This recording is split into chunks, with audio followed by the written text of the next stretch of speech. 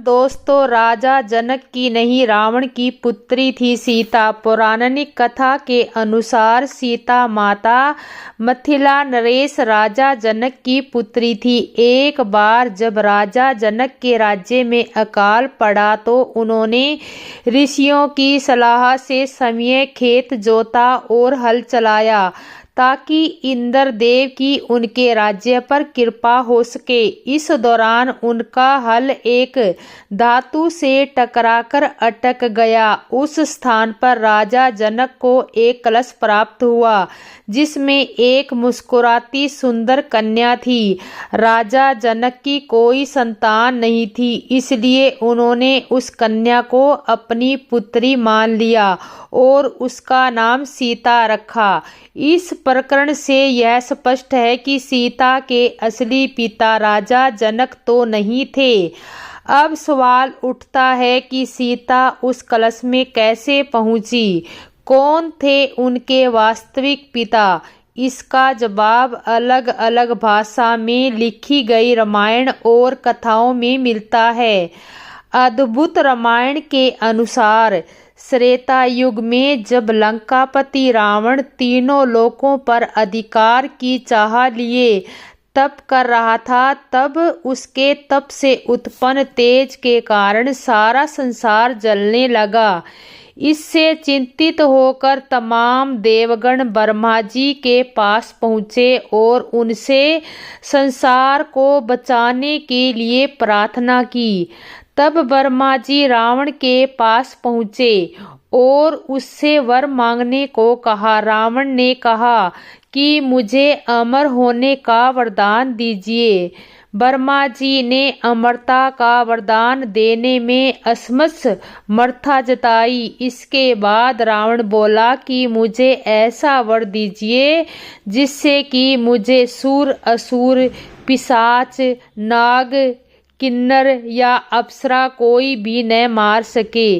रावण ने कहा, जब मैं अज्ञानता से अपनी ही कन्या पर आसक्त हूँ तब मेरी मृत्यु हो। रावण को यह वरदान देकर ब्रह्मा जी ब्रह्मालोक चले गए।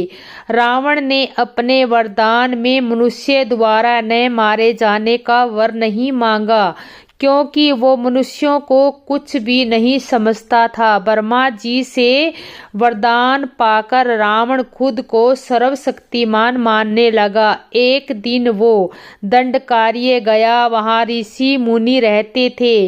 रावण ने उन ऋषियों को मारना ठीक नहीं समझा। उसने कहा कि हे ऋषिगण, मैं आपको जीतने की ख्वाहिश रखता हूँ। इसके बाद रावण के सैनिकों ने आश्रम के एक कमंडल लिया और ऋषियों के शरीर से बाण चुभोकर रक्त निकाला। इस रक्त को उस कमंडल में रखकर रावण को सौंप दिया गया। वो कमंडल गतमत ऋषि का था जो कि 100 पुत्रों के पिता थे। उन्हें एक पुत्री की लालसा थी। उन्होंने माता लक्ष्मी से प्रार्थना की थी कि वे उनके घर पुत्री के रूप में जन्म ले। पुत्री की प्राप्ति की कामना के साथ गृतमत ऋषि ने दूध को अभिमंत्रित कर कमंडल में रख दिया। इसी कलश में रावण ने ऋषियों का रक्त भर लिया और इस कमंडल को लेकर रावण लंका की ओर चला गया। उसने लंका पहुंचकर उस कमंडल को अपनी पत्नी मंदोदरी को दिया और कहा कि इस कमंडल में वसीला रक्त भरा है, इसे संभाल कर रखना। इसके बाद रावण का आंकत लगातार बढ़ने लगा। उसने दानवों, यक्षों, गोवर्धनों की कन्याओं का अपहरण कर लिया और मंदराचल, हिमवान और मेरु वनों में रहने लगा। मंदोदरी को ये सब अच्छा नहीं लगा और एक दिन उसने ऐसे जीवन को त्यागने के बारे में सोचा और कमंडल में रखा विषैला रक्त पी लिया। उस कमंडल में अभिमंत्रित दूध के प्रभाव से मंदोदरी का गर्भ ठहर गया। ऐसे में उसे लगा कि रावण यहाँ कई सालों से नहीं है। यदि उसकी संतान हुई तो महल की स्त्रियां उसके चरित्र के बारे में भला बुरा कहेगी। इस डर से मंदोदरी तीर्थ यात्रा की बात कहकर विमान से कुरुक्षेत्र आ गई। वहां उन्होंने एक कन्या को जन्म दिया और इसे एक कलश में रखकर जमीन में दफना दिया। यही कन्या कुछ समय बाद राजा जनक को खुदाई के दौरान मिली। चूंकि रावण को इस बात का आभास नहीं था कि उसकी कोई कन्या भी है, इसलिए वो अज्ञानतावश अपनी ही पुत्री सीता पर मोहित हो गया और उसकी यही भूल उसकी मृत्यु का कारण बनी। और सीता के पति श्री राम ने मनुष्य रूप में जन्म लेकर उसका वध किया। अद्भुत रामायण की इस कथा से ये तो स्पष्ट है कि सीता की मां मंदोदरी थी।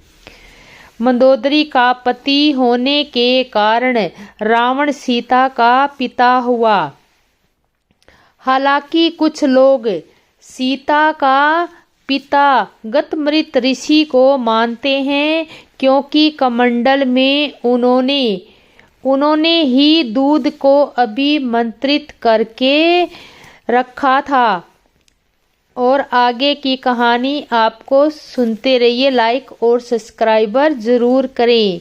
जय सिया राम दोस्तों। सीता माँ रावण की बेटी थी। अध्याय रामायण के अनुसार सीता माता के गर्भ से उत्पन्न हुई थी, इसलिए वह रावण की बेटी थी।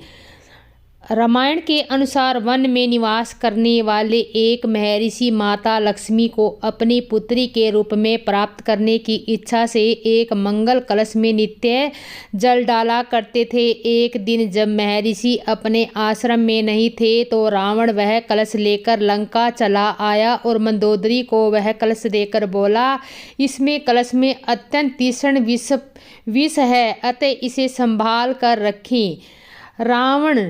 रावण बाहर चला गया वन विहार करने। मंदोदरी अपने पति रावण से उपस्थित थी, इसलिए मृत्यु की इच्छा से उसने वह जल पी लिया। उस अभिमंत्रित जल के प्रभाव से मंदोदरी गर्भवती हो गई। आगे की कहानी। परंतु मिथिला के राजा जनक के बारे में मान्यता है कि बिहार स्थित सीतामढ़ी का पुनौरा गांव वह स्थान है जहां राजा जनक ने हल चलाया था। हल चलाते समय एक हल एक धातु से टकराकर अटक गया। राजा जनक ने उस स्थान की खुदाई करने का आदेश दिया। इस स्थान से एक कलश निकला जिसमें एक सुंदर सी कन्या थी। राजा जनक निसंतान थे। इन्होंने कन्या को ईश्वर की कृपा मानकर पुत्री बना लिया। हल का फल जिसे शीत कहते हैं, उसके टकराने के कारण कलश के कन्या बाहर आई, इसलिए कन्या का नाम सीता रखा गया। इस घटना से ज्ञात होता है कि सीता जनक की अपनी ही पुत्री नहीं थी। रावण ने जब शूर्पणखा की शिकायतें सुनी तो उसने कहा कि वह खैर दूषण को तिरस्कार थे, तुमने उन्हें क्यों नहीं बताया? शूर्पणखा ने कहा कि मैंने बताया था, लेकिन उस बड़े तपस्वी ने उन्हें मार डाला। रावण सोचने लगा कि क्या मुझे मारने के लिए भगवान ने अवतार लिया है? फिर उसने सोचा कि मौका अच्छा है, होई भजन न तामस देहा, इस तामस देह से भजन करके मैं अपना कल्याण नहीं कर सकता, मैं उससे जबरन दुश्मनी करूँगा। 3 सन कठी हरिऊ हरी। फिर उसने शूर्पणखा से सुना था कि उसके साथ एक सुंदर स्त्री है। शूर्पणखा के रास्ते का कांटा भी सीता ही थी। वह मानती थी कि अगर सीता न होती तो राम उससे विवाह कर लेते, इसलिए सीता के विरुद्ध उसने रावण को खूब भड़काया था। रावण सोचने लगा कि अगर भगवान होंगे तो मुझे मार देंगे, मेरा कल्याण हो जाएगा। अगर साधारण मनुष्य होंगे तो मुझे एक सुंदर स्त्री मिल जाएगी, इसलिए सीता का हरण दोनों परिस्थितियों में जरूरी हो गया।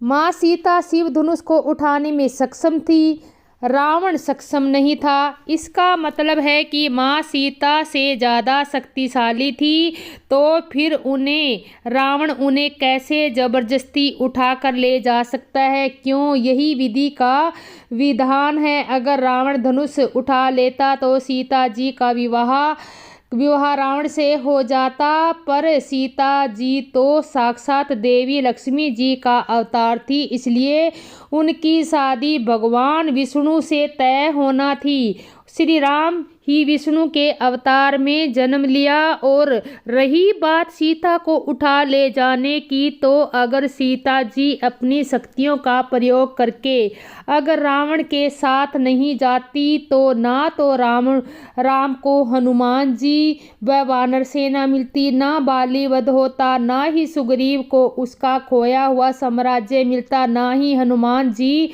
लंका दहन करते, ना ही राम रावण युद्ध होता, ना ही विभीषण जी राम शरण में आते, और ना ही मेघनाथ कुंभकर्ण रावण अहिरावण शूर्पणखा व अन्य राक्षसों का वध होता, ना ही राक्षस वश समाप्त होता, ना ही हनुमान जी को पंचमुखी अवतार लेना पड़ता, ना ही हनुमान जी का कोई मकरध्वज नामक पुत्र होता, ना ही हनुमान जी को संजीवनी बूटी मिलती, और ऐसा कुछ भी नहीं होता तो शायद रावण स्वर्ग की सीढ़ियां स्वर्ग तक ले जाता, जिससे असुरों का देवता पर आधिपत्य हो जाता। वह शायद हमारे सामने आज रामायण नहीं होती। रामानंद सागर फिर रामायण नहीं बना पाते। भगवान तो कुछ भी कर सकते हैं। अब अगर विष्णु जी चाहते तो बिना राम अवतार के सीधे ही एक बार में सारे असुरों का नाश कर देते, पर एक अकेला इंसान इतना सब कुछ करता तो सृष्टि की रचना ही क्यों करे? क्यों 33 करोड़ देवी देवता बनते और शायद हम भी नहीं होते। इसलिए सीता जी ने रावण से ज़्यादा शक्तिशाली होते हुए भी अपनी शक्तियों का रावण के विरुद्ध प्रयोग नहीं किया। जब आप वाल्मीकि रामायण पढ़ेंगे तो वहाँ असली राम और रावण संग्राम वहीं से शुरू होता है। जब विश्वामित्र जी राम जी को यज्ञ रक्षा के लिए लेने आते हैं, ताड़का मारीच जैसे राक्षस उनके यज्ञ में विघ्न डालते हैं। जब विश्वामित्र जी राजा दशरथ से राम जी को मांगते हैं तो राजा दशरथ उनसे प्रश्न पूछते हैं कि ये राक्षस कौन है, इतना साहस कैसे, इनका रक्षक कौन है? तब विश्वामित्र जी कहते हैं कि रावण के संरक्षण में ये राक्षस फल फूल रहे हैं। तब राजा दशरथ भयभीत होकर कहते हैं कि ऋषिवर, मेरा पुत्र अभी बहुत छोटा है, मात्र 14 वर्ष की आयु इसकी है, अभी इसने कभी कोई युद्ध नहीं किया, तो रावण ने उन राक्षसों से कैसे लड़ेगा? ऋषि, आप मुझे और मेरी सेना को ले चले, मैं उन्हें परास्त तो नहीं कर पाऊंगा, परंतु आखिरी सांस तक आपके यज्ञ की रक्षा के लिए लड़ता रहूंगा। परंतु जब वरिष्ठ ऋषि उन्हें विश्वामित्र जी की विशेषता से वीरत्व से परिचित कराते हैं, तब वे राम व लक्ष्मण को भेजने को सहमत होते हैं। यानी नियति को यही मंजूर था कि राम के हाथों ही रावण का वध हो। इसलिए उनकी बुद्धि ऐसी हो गई कि शूर्पणखा भी वहीं गई जहां प्रतिशोध के लिए सीता जी को चुना। रावण ने माता सीता का अपहरण करने के बाद भी उन्हें कभी स्पर्श नहीं किया। श्री राम का सम्मान और मर्यादा। रावण को सीता जी का अपहरण करने का कारण उनकी वासना और अहंकार था, लेकिन वह यह भी जानता था कि सीता जी श्री राम की पत्नी है। रावण को डर था यदि उसने सीता को छुआ तो उसका अनादर होगा, श्री राम का प्रकोप उस पर भारी पड़ेगा। रावण को अपनी शक्तियों और सामर्थ्य पर गर्व था, लेकिन वह श्री राम के दिव्य शक्ति और धर्म के प्रति पूर्ण जागरूक थे। उसने सोचा कि यदि वह सीधे सीता जी को स्पर्श करेगा तो उसका विनाश शीघ्र हो जाएगा। नारी मर्यादा का सम्मान। रावण के पास ज्ञान और शास्त्रों का अच्छा ज्ञान था और उसने अपने जीवन में कई स्त्रियों का सम्मान किया। उसके दरबार में कई महापुरुष और विद्वान थे जो धर्म और मर्यादा की बातें करते थे। उसने अपने जीवन में भले ही कई गलतियां की हो, लेकिन कहीं न कहीं उसे नारी मर्यादा का आदर करना भी आता था। वह सीता को अपहरण करके ले गया, लेकिन उसे डर था यदि उसने सीता जी का अपमान किया तो वह पूरी तरह से अधर्मी कहलाएगा। जय सिया राम दोस्तों।